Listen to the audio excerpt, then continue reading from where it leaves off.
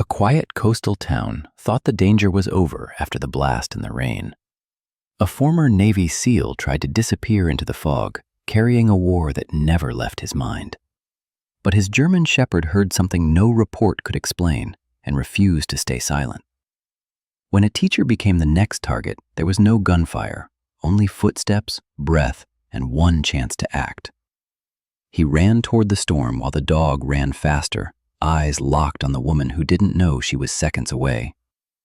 That night, the dog didn't just save a life. It stopped a man from losing himself.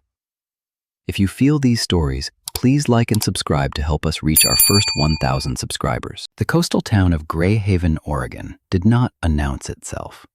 It drifted into existence through fog and salt and the low groan of fishing boats returning before dawn. The streets were narrow and wet most mornings, the buildings weathered into shades of gray and muted blue, as if the ocean had slowly leached the color out of them.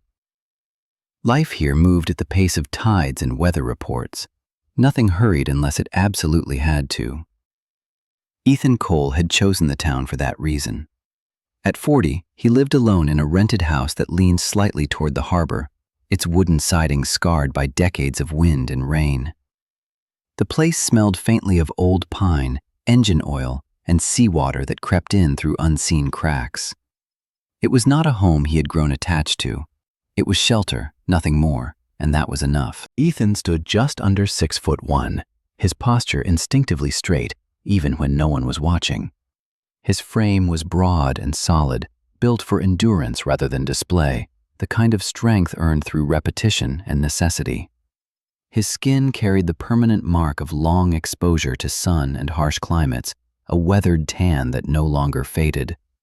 His hair was cut in a tactical military style, the sides shaved close, the top kept short and practical, dark brown streaked with early silver at the temples. A short, disciplined stubble followed the sharp line of his jaw, never allowed to grow wild. His eyes were what most people noticed last and remembered longest.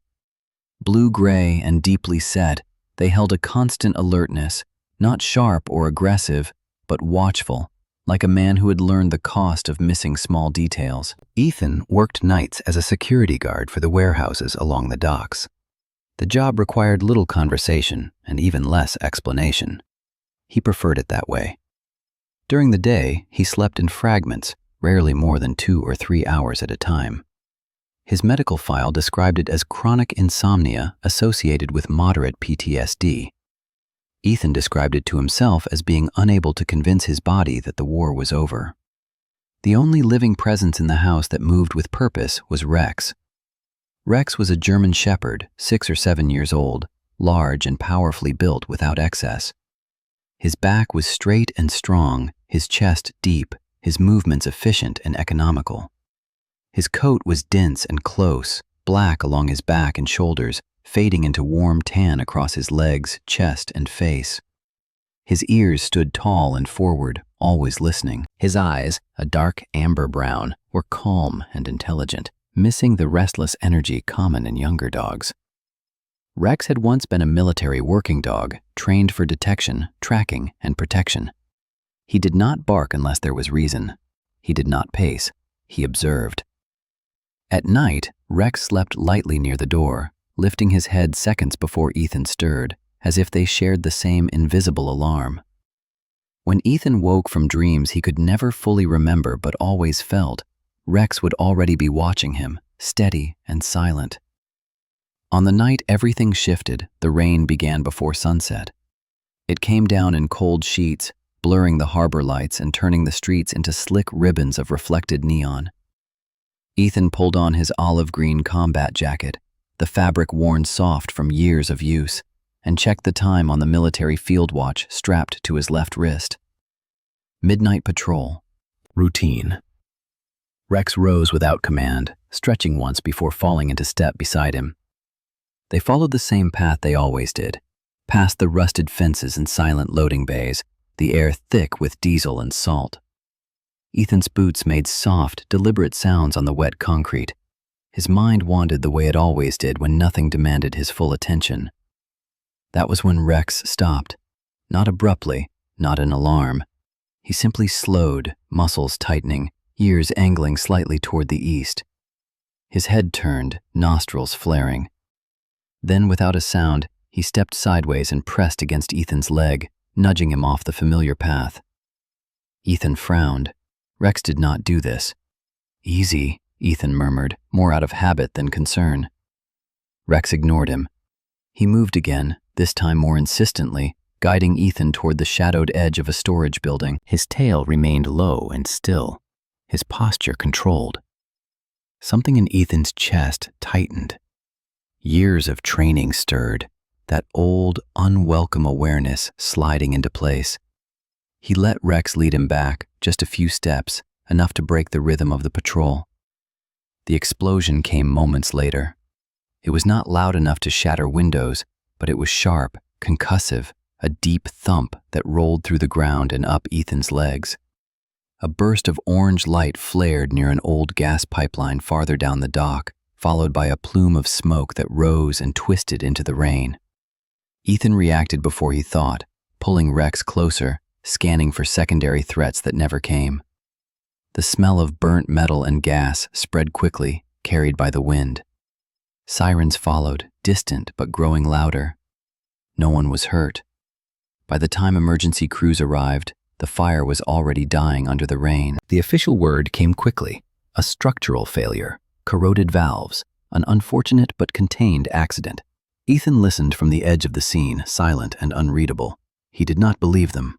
Rex stood beside him, eyes fixed on the scorched concrete. When the last of the responders turned away, Rex did something Ethan had never seen before. He turned his head from the blast site and refused to look back, as if whatever had been there no longer mattered. Or worse, as if it was not finished yet. That moment lingered. Later, back in the quiet of the house, Ethan sat at the small kitchen table, staring at the water pooling on the floor from his jacket. Rex lay nearby, alert but calm. Ethan replayed the timing again and again. The nudge, the blast, the precision of it all. Rex had smelled something, heard something, known. The thought unsettled Ethan more than the explosion itself. Sleep did not come that night. Instead, memory crept in, uninvited. Different heat, different sand. The weight of responsibility pressing down harder than the gear on his back. He saw faces he no longer allowed himself to name, heard commands cut short by chaos. Rex lifted his head and moved closer, placing his weight against Ethan's leg. The contact was grounding, steady, present. That was when the sound came. A low, distant metallic creak outside, barely audible beneath the rain. Rex's ears snapped forward, his body tensing once more. Ethan stood slowly, heart beginning to pound, every sense sharpening. Whatever had caused the blast was not finished. And this time, Rex was already listening. Morning revealed Greyhaven in softer colors, as if the town itself was trying to pretend nothing had happened. Fog clung low to the streets, thinning only enough to show the yellow tape fluttering near the docks. The blast site had cooled into a dark stain on concrete, ringed by damp footprints and the lingering smell of burnt metal. From a distance, it looked harmless. Up close, it felt unfinished. Ethan returned in daylight because he needed to see it without the filter of adrenaline. He wore the same olive-green combat jacket, the same field watch on his left wrist. The rain had stopped, but the air still felt heavy. Rex walked at his side, posture relaxed yet attentive, ears moving independently as he cataloged sounds that Ethan could barely hear. The dog's gaze swept the perimeter with quiet precision, not searching for spectacle, only for inconsistency. The school stood 2 blocks inland, a low brick building with a wide yard and a playground that smelled faintly of wet rubber. Parents lingered near the gate longer than usual, voices subdued, hands resting on small shoulders. The blast had rattled windows and nerves alike. Ethan slowed without realizing it, drawn by the way the place hummed with anxious restraint. A woman knelt near the steps, speaking softly to a small cluster of children. She had the posture of someone used to lowering herself to meet others at eye level, shoulders relaxed, hands open. Her hair was chestnut brown, pulled back into a practical ponytail that exposed a pale line at her temples where worry had taken residence. She was of average height, slender without fragility, her movements efficient and calm. When she stood, her face carried the careful neutrality of a professional, trained to soothe fear while carrying some of her own. This was Lily Harper. She wore a light cardigan over a simple blouse, sleeves rolled to the elbows, chalk dust faint on her fingers. Her eyes, hazel, steady, lifted and met Ethan's briefly. The recognition came not as shock, but as a tightening, a subtle withdrawal behind the ribs. Her gaze dropped to the worn patch on Ethan's jacket, where a faded outline hinted at a unit emblem that had once meant everything. Lily knew that symbol. She had memorized it years ago, pressed into the metal of a folded flag. Ethan felt the shift the moment it happened. No words passed between them. None were needed. He inclined his head once, not in greeting but acknowledgement, and kept walking. Lily returned to the children, voice level, hands steady. Whatever questions burned behind her eyes, she did not let them surface. Not here, not now. Rex stopped. He positioned himself at the school gate, broad body angled outward, head turned toward the street. A delivery truck idled at the curb, engine rumbling low. It was unmarked, its paint an unremarkable white dulled by road grime. The driver sat still, window cracked, eyes hidden behind sunglasses that felt unnecessary in the overcast light. Rex did not bark. He did not growl. He simply stood, ears forward, tail low, blocking the entrance as if it were a line drawn in chalk. Ethan's hand lifted instinctively, palm open near Rex's shoulder. The dog did not move. Lily noticed. Her gaze followed Rex's line of sight, then returned to Ethan with a question she did not voice. The truck lingered a moment longer, then pulled away, tires hissing against wet pavement. Only then did Rex step aside, posture easing as if a switch had been flipped. The bell rang, children filed inside. Lily waited until the last of them disappeared before approaching Ethan. She stopped a careful distance away, not close enough to invite conversation, not far enough to pretend it was accidental. "You shouldn't be here," she said, voice even. "I work nearby," Ethan replied. It was not a lie. It was not the truth she meant. Her eyes flicked once more to the jacket, then back to his face. "They said it was an accident." "They say a lot of things," Ethan answered. For a moment, neither spoke. The silence was not hostile. It was measured. Rex sat, gaze moving from Lily to the street and back again, as if triangulating the space between them. Lily exhaled slowly. "You should go." Ethan nodded. He turned away without argument, aware that pressing further would harden something that might, in time, soften on its own. He went straight to the small police substation near the harbor, a squat building with peeling paint and a flag that never seemed to dry. Inside, the air smelled of coffee and disinfectant. A desk officer looked up as Ethan entered, eyes skimming him with practiced indifference. Ethan explained what he had seen, the timing, the truck, Rex's behavior. He did not embellish. He did not ask for special consideration. The officer listened, fingers steepled, expression neutral. When Ethan finished, he nodded once. "We'll note it," the officer said. "That's it?" Ethan asked. The officer leaned back, chair creaking. He was a thick-necked man with a trimmed beard and tired eyes. "No injuries, no pattern, and it's a school zone. We don't stir panic without cause." Ethan felt the familiar pressure behind his eyes, the urge to argue rising and receding in equal measure. There was cause. The officer glanced at the file on his screen, then back at Ethan.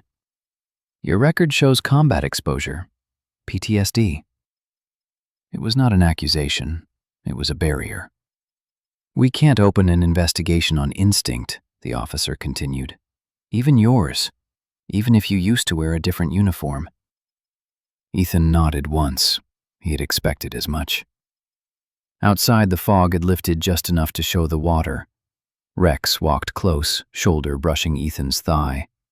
They moved without destination, letting the rhythm of steps settle the pulse that refused to slow.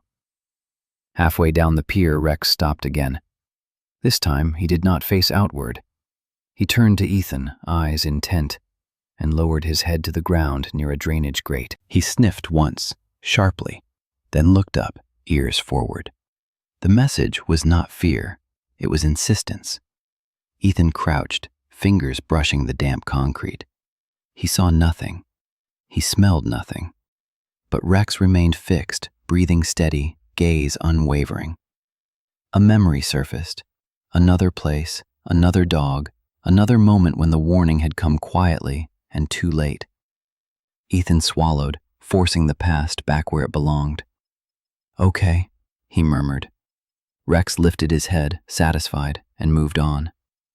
They returned to the house as the town slipped back into routine. Ethan sat at the kitchen table, notebook open, sketching lines and arrows that meant nothing to anyone else. Patterns formed not because he wanted them to, but because they always did.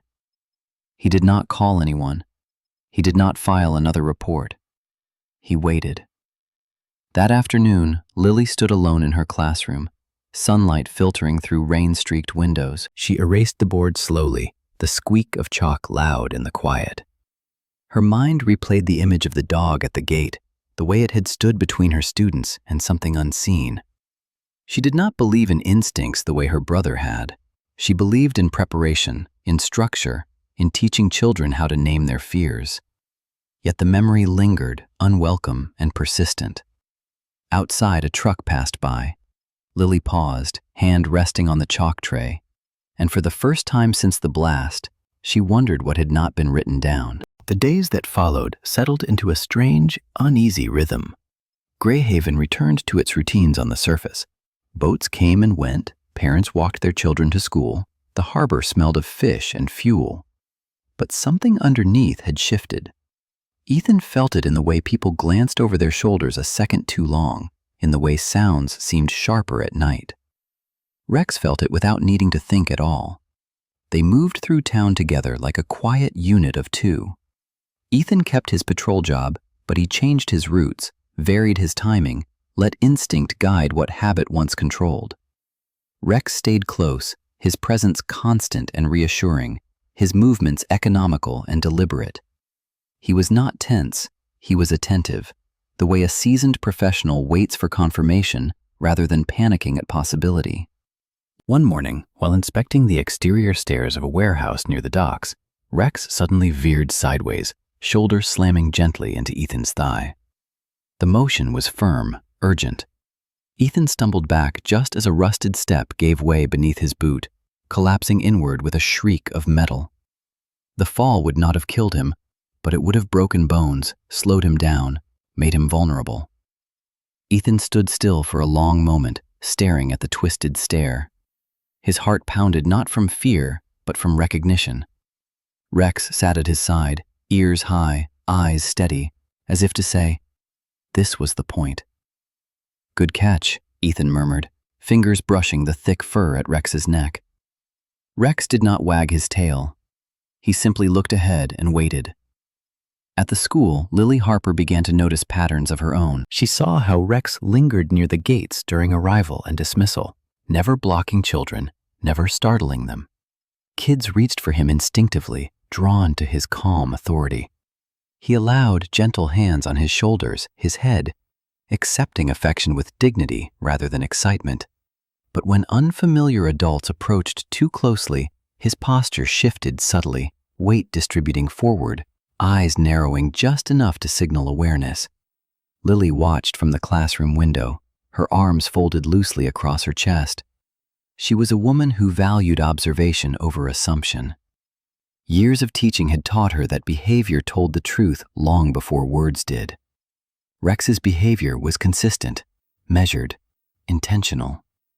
She remembered the way he had stood at the gate when the truck appeared. The memory lingered, refusing to fade. Ethan noticed her watching one afternoon as he passed by the school fence. Their eyes met briefly. There was still distance there, still unspoken history. But something else had joined it now. Curiosity, respect, tentative and cautious. Rex broke the moment by lifting his head sharply, nostrils flaring. His attention fixed down the street. The truck returned. Same dull white, same lack of markings. It slowed as it passed the school, engine idling low. Rex did not move toward it. Instead, he turned and followed its path with his eyes until it disappeared toward the harbor. That evening, Ethan followed the trail Rex left behind. He didn't do it like a vigilante or a hero. He did it the way he'd always done things, methodical, patient, grounded in reality. He walked the docks after midnight, letting Rex work. The dog moved with purpose now, nose low, tracing a scent that lingered faintly but persistently. It led them past the public piers, past the well-lit warehouses, toward a cluster of structures no one seemed to care much about anymore. One building stood apart. It was large, squat, and weather-beaten, its corrugated metal walls streaked with rust and salt. A hand-painted sign near the entrance read, "Delaney Storage," in faded blue letters. The windows were dark. The place smelled wrong, not rot, not decay, but something sharp and chemical, masked poorly by diesel. Rex stopped at the edge of the property and sat. Ethan crouched beside him, eyes scanning the perimeter. He took in the reinforced doors, the recently repaired locks, the fresh tire marks cutting through old gravel. A name surfaced in his memory. Mark Delaney. Ethan had crossed paths with him years ago, briefly, during a failed joint venture meant to help veterans transition into civilian logistics work. Delaney had been a tall, broad-shouldered man with prematurely gray hair and a perpetual scowl, his beard kept longer than regulation, but trimmed just enough to appear intentional. He carried himself like someone who had once mattered and knew he no longer did. When the venture collapsed under financial strain and poor decisions, Delaney disappeared, taking his bitterness with him. Ethan felt a familiar heaviness settle in his chest. If Delaney was involved, this wasn't random. It was desperate, improvised, dangerous. Rex shifted suddenly, hackles rising just a fraction. He lifted his head and stared at the warehouse door, ears locked forward. Then he did something Ethan had never seen before. He turned away from the building and sat directly in front of Ethan, blocking his path, eyes unwavering. It wasn't warning. It was restraint. Ethan froze, understanding settling in like a weight. Rex wasn't telling him to move forward. He was telling him not to. That was the moment, the re-hook, that changed everything. Ethan had trusted Rex with his life before, in places far worse than this. Trusting him now meant letting go of the instinct to confront, to confirm, to control. It meant patience. Ethan exhaled slowly. "Not yet," he whispered. Rex's posture relaxed, but his gaze never left the building. The next day, Lily stayed late after school, grading papers while the halls emptied around her. The sky darkened outside the windows, clouds rolling in off the ocean. She thought about the truck, about the way Rex had watched it, about the man who walked beside the dog with quiet intensity and said very little.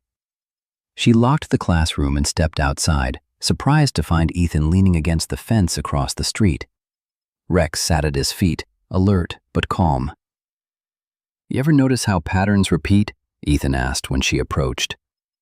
Lily hesitated, then nodded. "I notice when they don't." He gestured toward the harbor. "Something's moving through town, slowly, carefully." She studied his face, the lines carved by years of restraint. "And the dog?" "He notices before I do," Ethan said. Lily looked down at Rex. The dog met her gaze steadily, not pleading, not demanding, just present. "I don't trust easily," Lily said quietly. "I know," Ethan replied. She took a breath. "But I trust what I see."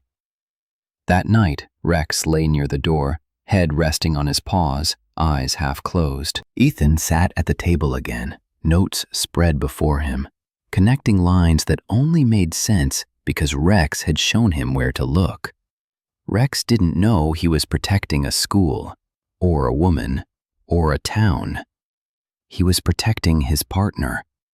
And Ethan, for the first time since the blast, allowed himself to believe that might be enough. The rain did not fall gently that night.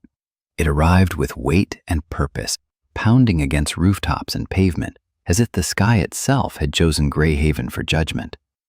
Water streamed down the narrow streets of Lily Harper's neighborhood, filling the cracks in the asphalt and pooling beneath flickering streetlights. The duplexes stood shoulder to shoulder, their small porches glowing faintly through drawn curtains. It was the kind of place where people believed danger belonged somewhere else. Rex knew better. The moment Ethan slowed the truck at the corner, Rex lifted his head sharply, nostrils flaring as he drew in the air. His ears snapped forward, body stiffening with sudden focus. He let out a low, almost inaudible sound, not a growl, but a signal meant only for Ethan. Ethan felt it immediately, that familiar tightening in his chest. The same scent Rex had followed at the docks was here now, diluted by rain, but unmistakable. Diesel. Cold metal. Something sharp and chemical that did not belong among wet leaves and laundry detergent. Ethan parked a block away and cut the engine. He stepped out into the rain, jacket already darkening as water soaked into the fabric. Rex stayed close, moving without command, his presence steady and deliberate. Ethan was unarmed, by choice and by necessity. Oregon law was unforgiving, the school was nearby, and the wrong sound at the wrong moment could turn protection into tragedy. Lily's house came into view. A small porch, one upstairs window lit. The front door closed, curtains drawn. Too quiet. Rex moved first, angling toward the side yard, nose low to the ground. His breathing quickened, not from fear but concentration. Ethan followed, every step measured, muscles loose but ready. The rain masked sound, distorted distance. It was perfect cover for someone who knew how to move. They reached the back corner of the house just as a shape separated itself from the shadows near the rear door. The man was lean, average height, dressed in dark clothing designed to disappear into night. His hood was pulled low, but Ethan caught the sharp line of his jaw, the rough shadow of unshaven stubble. He carried himself with discipline, knees slightly bent, weight forward, knife held low along his thigh to avoid reflection. This was not a drunk, not a thief. This was someone's scent. Ethan's mind snapped into motion. No gun, tight quarters, Lily inside. One wrong move and the night would end differently. Rex lunged, not wildly, not blindly. He went straight for the man's forearm, jaws locking with precision. The intruder shouted in surprise, the knife flashing briefly in porch light before skidding across the wet concrete. Rex twisted, forcing the arm wide, disrupting balance. Ethan closed the distance in 3 strides, slamming his shoulder into the man's chest. They crashed into the siding with a dull thud, breath exploding from both of them. The man fought silently, desperate and efficient, trying to free himself without drawing attention. Something crashed inside the house. "Lily!" Ethan called out, voice sharp and controlled. A light flicked on upstairs. The man lashed out, elbow catching Ethan in the ribs. Pain flared white-hot, sharp enough to steal his breath. Ethan staggered, boots slipping on rain-slick concrete, and in that instant, the world tilted. Heat replaced cold. Sand replaced rain. Shouting. Muzzle flashes. The sound of metal tearing through flesh. For a heartbeat, Ethan was no longer in Greyhaven. The intruder reached down, fumbling for something Ethan couldn't see, and Ethan's vision narrowed, his body bracing for a fight that belonged to another life. His breath came fast, shallow. His hands shook. Rex released the man and turned on Ethan. He pressed his full weight against Ethan's chest, paws solid, breath warm and steady. His eyes locked onto Ethan's, dark amber and unyielding. The pressure was grounding, intentional. Stay. The moment stretched. Rain fell. Sirens wailed faintly in the distance. Ethan blinked hard, forcing air into his lungs. The past loosened its grip. He rolled, driving his weight forward, pinning the intruder against the ground with controlled force. Rex repositioned instantly, blocking the man's legs, denying escape. The back door opened. Lily stood there, framed by yellow light, wrapped in a thin sweater that clung to her from the rain. Her hair hung loose around her face, chestnut strands plastered to pale skin. Her eyes were wide but focused, fear held in check by something stronger: resolve. "Inside," Ethan said, voice steady again. She hesitated only a second before nodding and retreating, locking the door behind her. The police arrived minutes later, lights cutting through rain and shadow. The intruder was hauled to his feet, silent now, jaw clenched, eyes burning with something between rage and defeat. He did not look at Lily. He did not look at Ethan. Rex watched him go, body still, ears forward, memorizing. When it was over, the street fell quiet again, washed clean by rain and flashing lights. Ethan sat heavily on the edge of Lily's porch, ribs aching with every breath. It hurt, but it was manageable. He welcomed the pain. It reminded him where he was.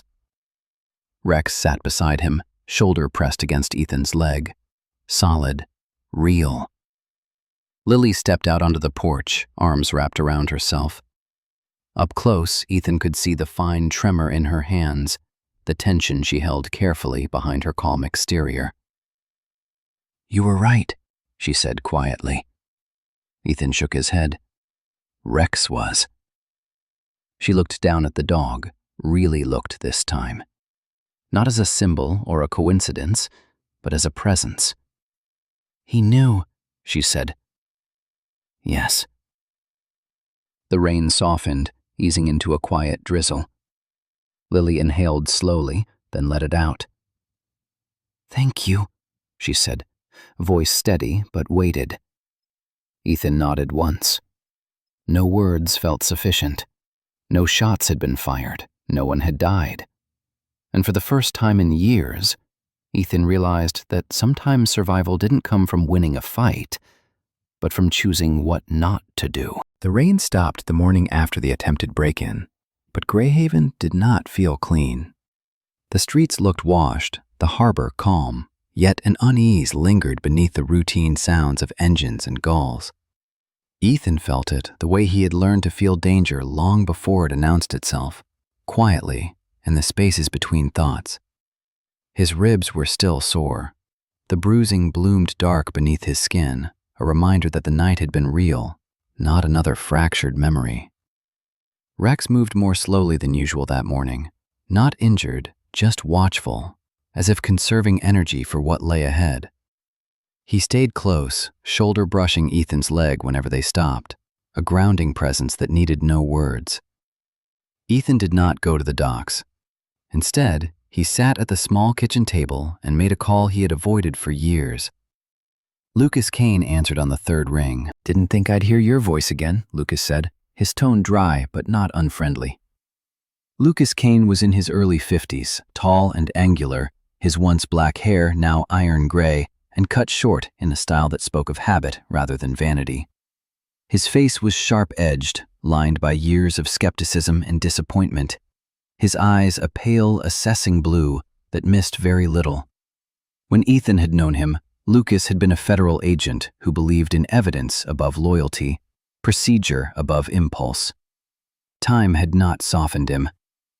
"I wouldn't be calling if it wasn't necessary," Ethan replied.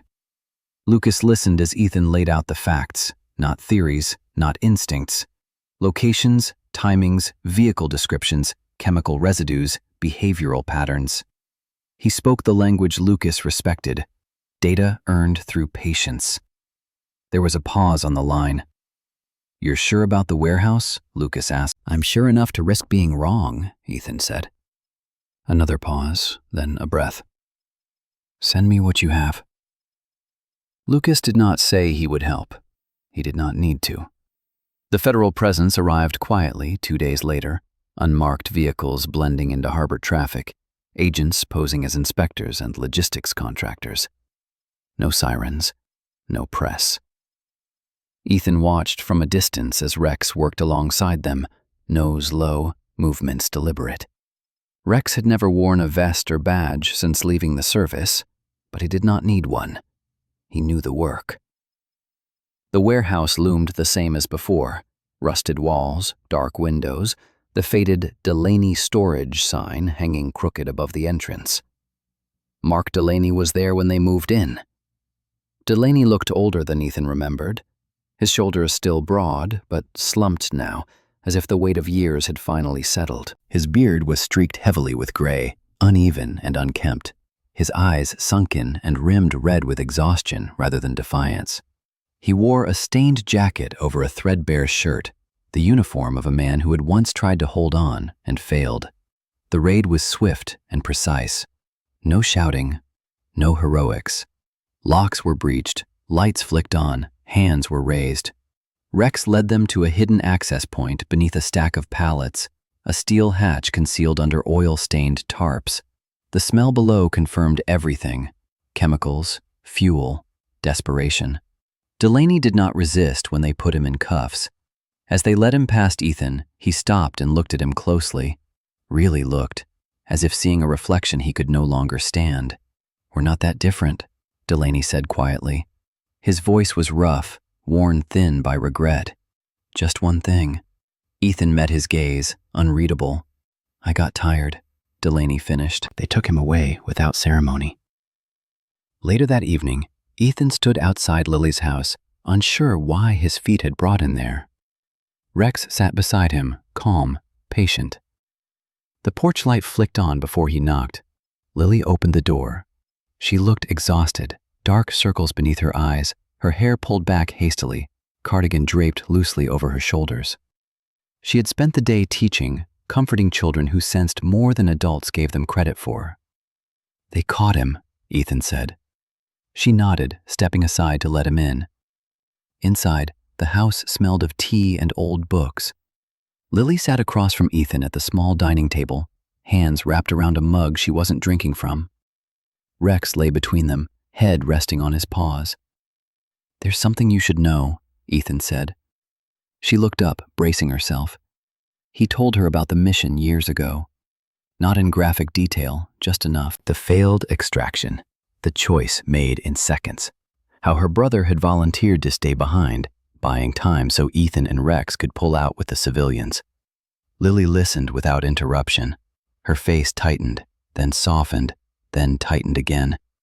Tears came, silent and stubborn, slipping down her cheeks as she stared at the table. "I blamed you," she said finally. "I didn't want to, but I did." "I know," Ethan replied. She nodded, wiping her face with the back of her hand.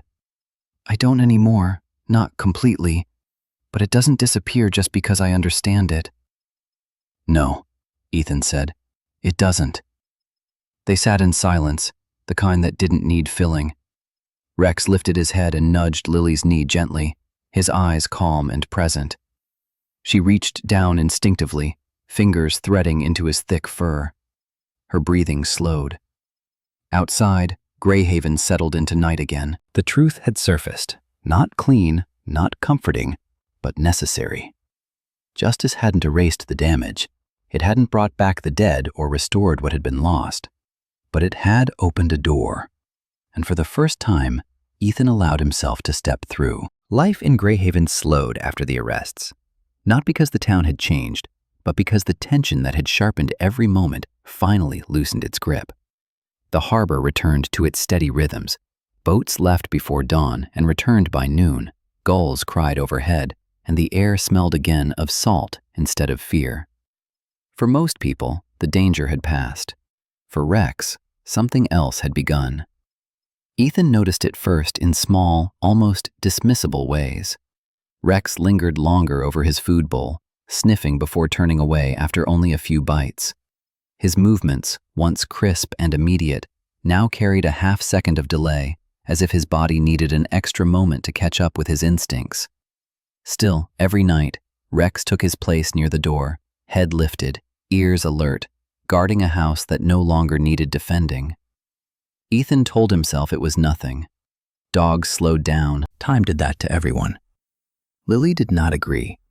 She saw it when Rex rose carefully from the floor, hind legs stiff for a moment before finding their strength. She saw it in the way his eyes softened, not dulled, but deeper somehow, carrying a quiet exhaustion. Lily had spent years reading children, noticing changes that others overlooked. Rex's change was subtle, but it was there. "He's tired," she said one afternoon, kneeling beside him as he rested on the rug. Her fingers moved gently through his thick fur, tracing familiar lines. Rex leaned into her touch, eyes half closed, content but alert even in rest. Ethan stood by the window, arms crossed, watching the harbor beyond. "He's earned it," he said. "That doesn't mean it isn't happening," Lily replied. Ethan said nothing. The days passed. Rex still followed Ethan everywhere, though his pace slowed. On walks, he stopped more often, not from distraction, but reflection, lifting his nose to the air as if cataloging memories rather than scents. At night, his breathing was heavier, his sleep deeper, and when he dreamed, his paws twitched faintly against the floor. One evening, as rain tapped softly against the windows, Rex did not rise when Ethan reached for his jacket. He lifted his head, eyes meeting Ethan's, then settled back down with a low, tired huff. The moment lingered. Ethan felt the familiar tightening in his chest, the instinct to deny what was unfolding. He had survived too much loss to welcome another. He busied himself with chores, with plans, with anything that kept his hands moving and his thoughts quiet. That was when the re-hook came, gentle but unmistakable. Later that night, Rex struggled to stand.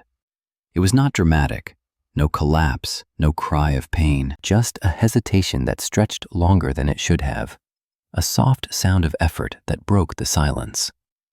Ethan turned in time to see Rex's legs tremble before steadying. Ethan crossed the room in 2 strides, dropping to his knees. Rex looked at him calmly, tail giving a slow, reassuring thump against the floor, as if to say, "It's all right." It wasn't. Lily arrived the next morning with quiet resolve. She moved through the house with practiced gentleness, opening windows, making tea, creating a space where difficult things could exist without being rushed. "He's telling you," she said softly, as Rex rested between them, head on his paws. "The same way he always has." Ethan swallowed. "I don't want to hear it." Lily met his eyes. "You don't have to face it alone." They took Rex to the veterinarian, a woman named Dr. Helen Morse, whose silver hair was pulled into a loose bun and whose eyes carried a kindness honed by years of bearing witness to endings. She examined Rex carefully, hands sure and respectful, her voice calm as she explained what Ethan already knew. Age, wear, a body that had given everything it had. "He's not in pain," Dr. Morse said, "but he's reaching the end of his strength." Ethan nodded, jaw tight. Rex rested his head against Ethan's leg, breathing slow and even, unaware of words, attuned only to presence. They brought him home. The final day arrived without ceremony. The sky was clear, pale blue stretching endlessly above the harbor. Rex lay near the door as always, sunlight warming his coat. Ethan sat beside him, one hand resting on Rex's broad chest, feeling the steady rise and fall. Lily sat on the floor opposite, close enough that Rex could see her, close enough to matter. Rex lifted his head once more, eyes bright and calm. He looked at Ethan with complete trust, then turned his gaze toward the door he had guarded for so long. His tail moved once, slow and deliberate. Then he rested his head again. His breathing slowed, softened, stilled. There was no drama, no struggle, just a quiet passing, like the end of a watch finally completed. Ethan did not cry at first. He sat very still, hand still on Rex's chest, as if waiting for another breath that did not come. Lily stayed where she was, respecting the space of grief without intruding. When the tears came, they were silent, heavy, and unashamed. They buried Rex beneath the old cedar tree behind the house, where the ground was soft and the air smelled of salt and wood.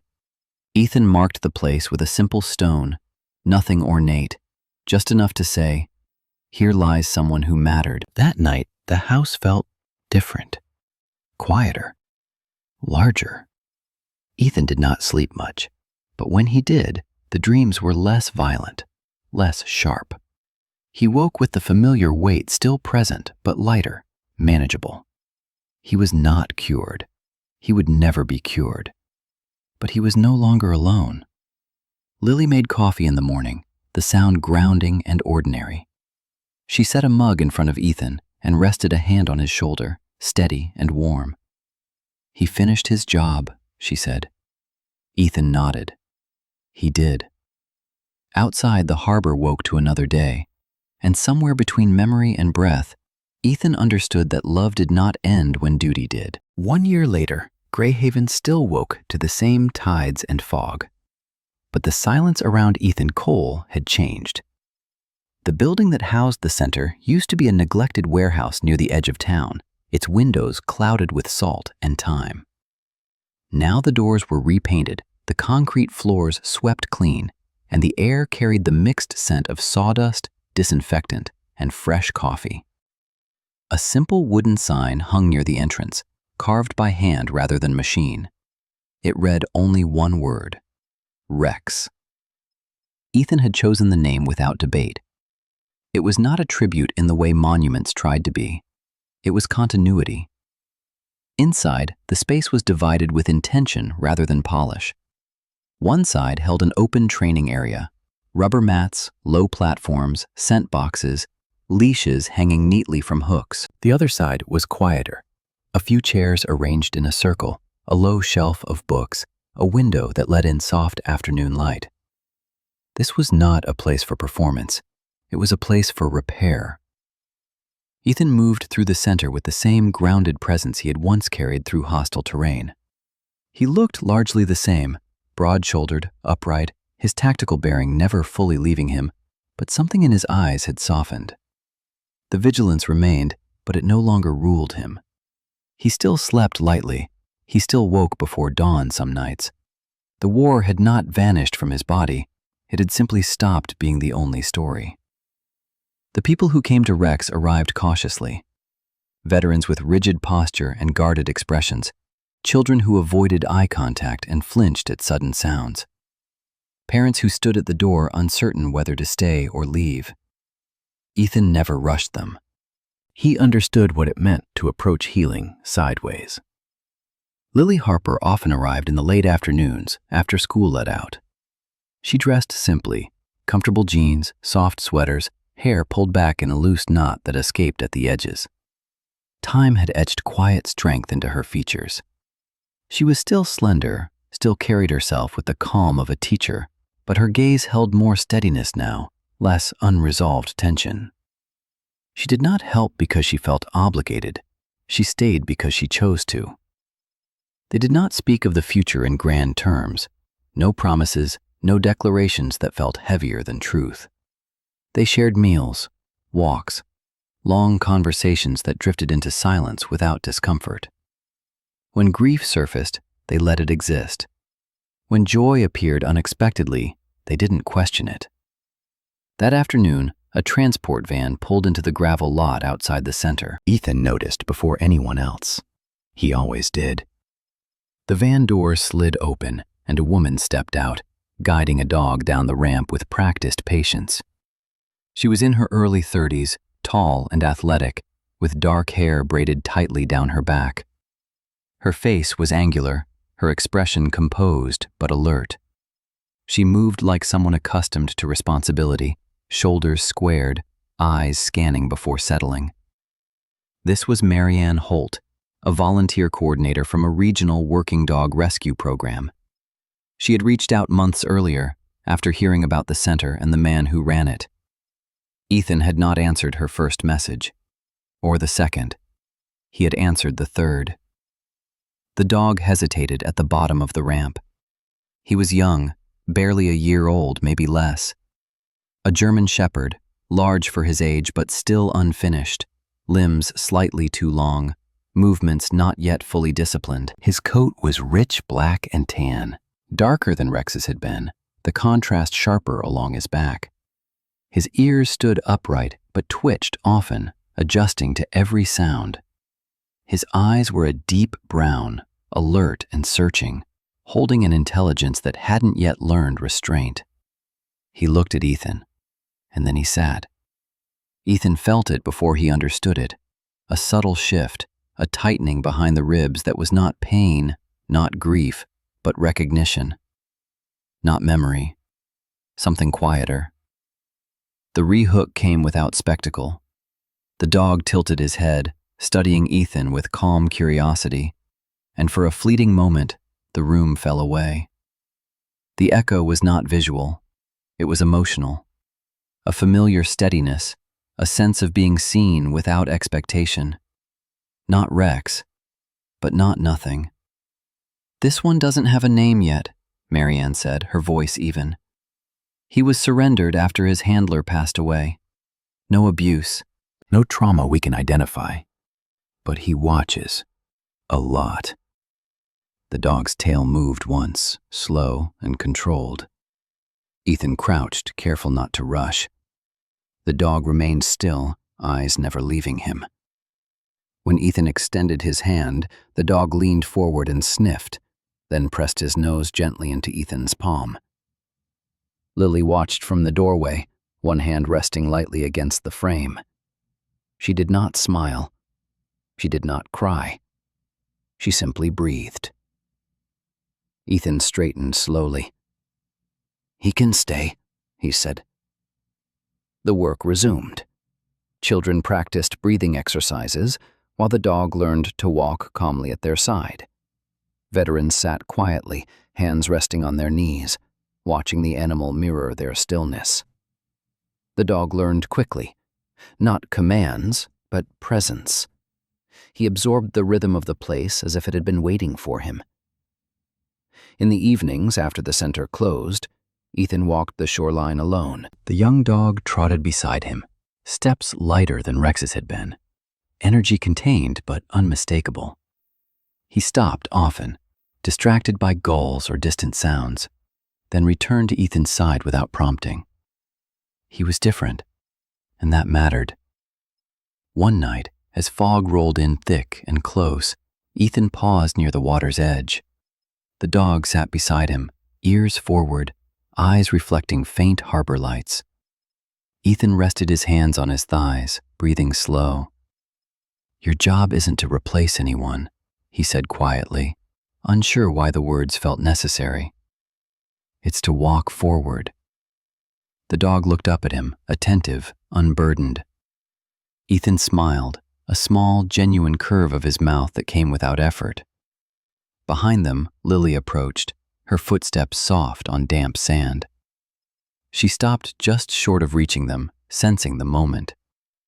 The dog glanced back at her, then returned his attention to Ethan. "Does he have a name?" Lily asked. Ethan considered it. "Not yet," she nodded. "You'll know." They stood together as the fog swallowed the horizon. There was no music, no revelation, just the steady presence of something continuing. Ethan understood now that destiny was not repetition. It did not circle back to recreate what had been lost. It extended forward, offering connection in new forms, asking only that someone remain open enough to accept it. Some beings were never meant to be thanked. They were meant to guide. And when their watch ended, another would step forward, not to replace them, but to carry the path onward. Sometimes the miracles we wait for do not arrive as thunder or light from the sky. They come quietly, in the form of a presence that refuses to leave, a warning we almost ignore, or a love that stands guard when we are too tired to stand for ourselves. Perhaps God does not always remove the storm from our path. Sometimes He sends a companion to walk beside us through it. a dog that listens when we cannot, a person who stays when others turn away, a moment of grace that arrives exactly when we are about to give up. In our daily lives, we often look past these small miracles. We rush. We doubt. We assume strength must be loud to be real. But strength is often quiet, steady, and faithful. It is found in loyalty, in patience, and in the courage to keep going even when our hearts are heavy. If this story touched you, may it remind you that you are not alone in your battles. May God watch over you, protect your loved ones, and place the right souls in your life at the right time. And may you learn to recognize the silent blessings that walk beside you every day. If this story meant something to you, please share it with someone who might need it. Leave a comment and tell us what part spoke to your heart. And if you would like more stories like this, consider subscribing to Silent Pause, Steady Hearts. May God bless you, guide you, and keep your heart steady, even in the quietest storms.